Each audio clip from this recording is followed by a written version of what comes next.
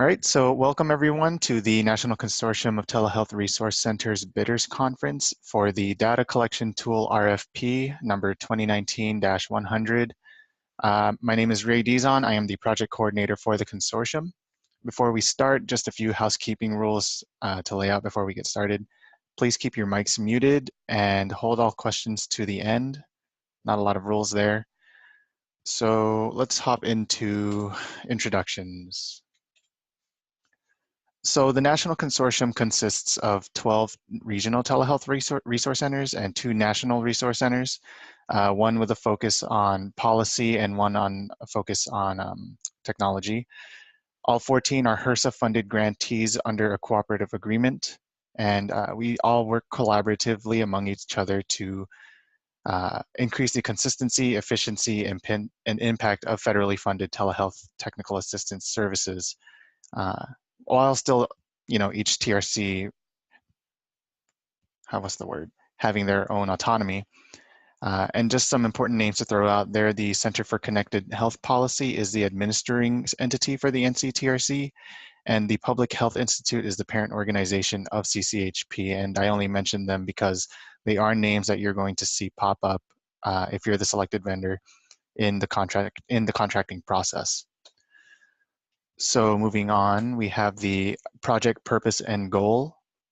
So for some time, the TRCs have been filling out the federal funders data tool in different ways because each TRC was previously funded individually. They all had their own way of putting data into the federal funders data tool, which is at the bottom, you'll see Performance Improvement Measurement System, which is called PIMS. And that is that data tool that I'm talking about. So since the consortium came about, we've been trying to streamline and standardize our data entry method. And we figured that the best way to go about that might be in need of a new tool. So let's see here. Yeah, so that tool will need to efficiently organize and accurately report comprehensive data aggregates. Just some more important information. We have the RFP schedule. As you might have noticed, the RFP was released on March 6th, last Wednesday. Today is the bidders conference, March 12th, and it will go for about an hour, or well, maybe less than that. Proposals are due March 29th, 2019 at 4 p.m. Pacific time. There is no bend there. It is a strict deadline of 4 p.m. Late proposals and late submissions will not be considered. We do have an interview period from April 18th and 19th, so that's a Thursday and a Friday, and we'll also be holding interviews for that following Monday and Tuesday, so April 22nd and April 23rd.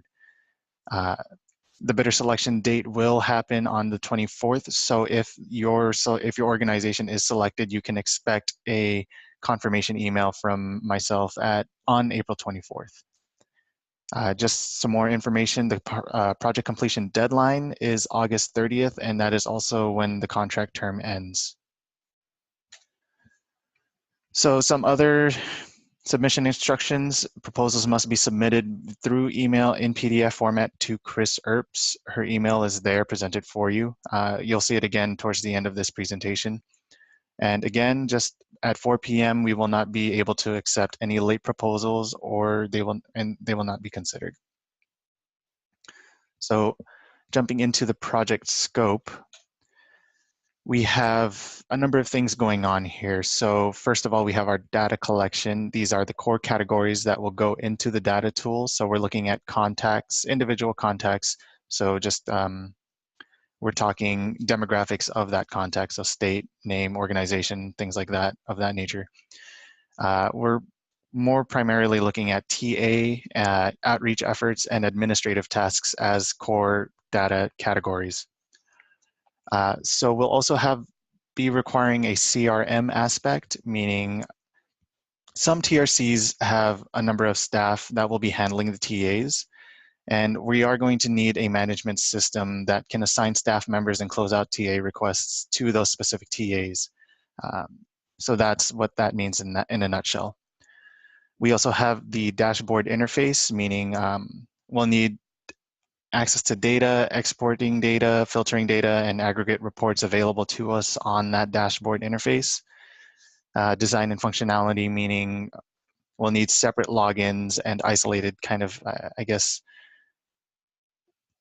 data households for each of the 14 TRCs. And we are asking that we have SSL encrypted logins when we go into the proposed data tool. So the last two are important. We have maintenance and housing, and then training. So it is crucial that candidates submit a plan for a standard level of maintenance, outlining how you'll handle technical assistance.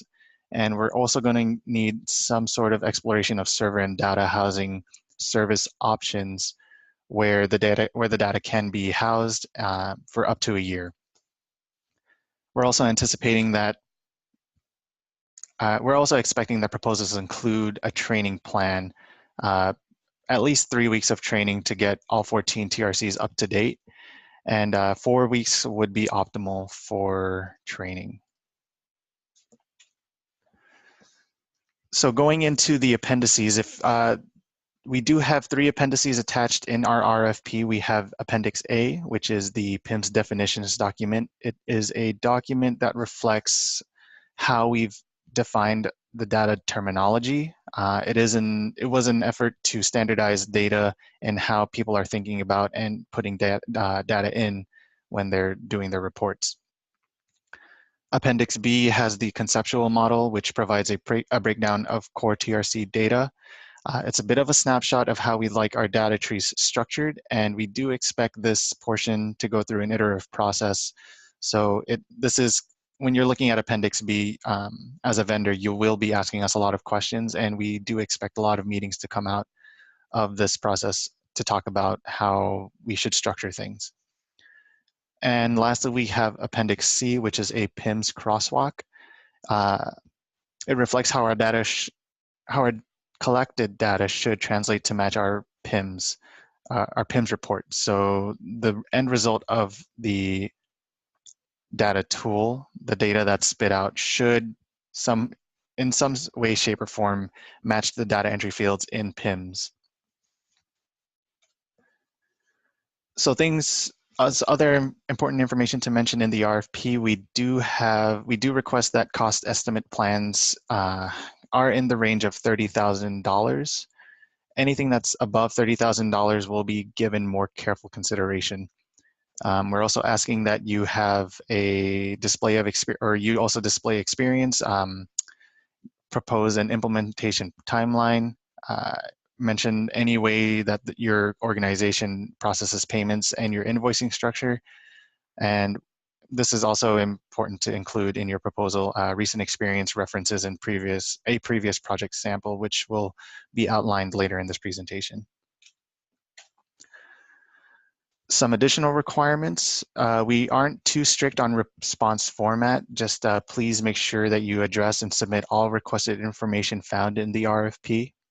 All costs and plan estimates must be included in the proposal. Resources used. So we do prefer that you use an open source software, with us knowing that it may not be the optimal option. If your organization requires that you use proprietary software or code, then you must fully disclose that information with us when we go through the selection process. And again, there's the contract term, which is date of the signed contract through August 30th, 2019. So now we're moving into proposal evaluation. Please, these are the things that we're going to be looking at when we're evaluating your proposal. Just make sure that you include, make sure you include your required responses indicated in the proposal requirements, which are those 8 questions that can be found in section 4. Also, please include all comprehensive cost plans, that maintenance, hosting, and server plan, and please be sure to include 3 professional references and 1 sample product. When I say sample product, you can use a currently existing product or similar to what we're asking for that we may have access to. So the how we'll be evaluating your criteria. We will be scoring your proposal based on the following areas. So cost and the value of cost estimate plans. That, again, that maintenance, hosting, and server plan.